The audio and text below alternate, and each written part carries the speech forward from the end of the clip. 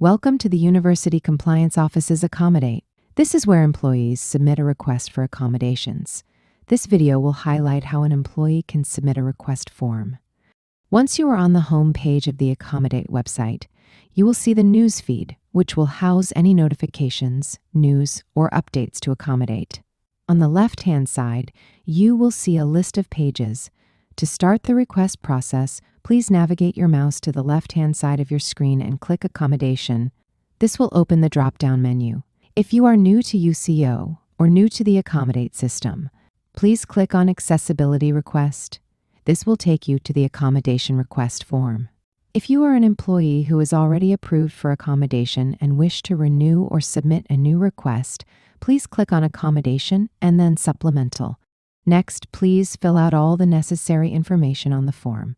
If you need to add any attachments, please remember to upload them under My Documents. Remember, if you have any questions while filling out this form, you can email us at accommodations@unc.edu. You can also make appointments with an accommodation specialist if you would like more in-depth training on how to submit a request. Once you've filled out all the necessary information on the request form, please read the acknowledgement statement at the bottom, confirm your understanding, and then submit.